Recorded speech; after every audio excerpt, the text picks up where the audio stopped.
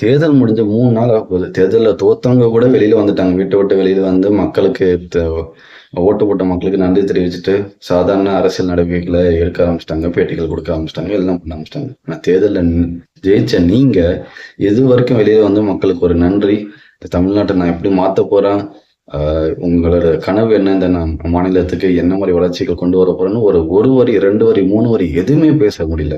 பேசுறதுக்கான ஒரு தேவை உங்களுக்கு ஏற்படல. ஏன்னா, பிரச்சாரத்துக்கே நீங்க போல. 10 நாள் போனீங்க. பாதி நாள் நீங்க போகல.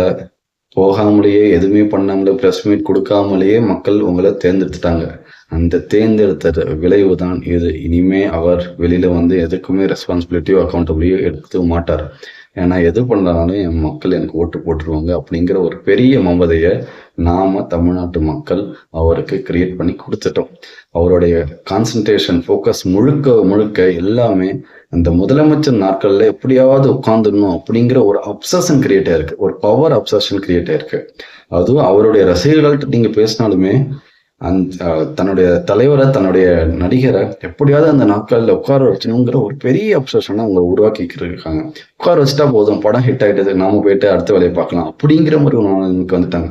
உட்கார வச்சுட்டதுக்கு அப்புறம் நம்மளால எந்த ஒரு அரசியல் ஜனநாயக கேள்விகளோ விமர்சனங்களோ வைக்கவே முடியாது. ஏன்னா அவர் நேருக்கு நேரம் பேசவும் மாட்டாரு, கேள்விகளுக்கு பதிலும் சொல்ல மாட்டாரு. அந்த அளவுக்கு ஒரு பெரிய ஒரு கல்ச்சர் டெமிகாட் மாதிரி நம்ம வந்து திரு விஜய் அவர்களை கிரியேட் பண்ணி வச்சதுனால தமிழ்நாட்டுக்கு அடுத்த 5 வருடங்கள் ரொம்ப ரொம்ப கஷ்டமான காலங்களா இருக்க போகுது.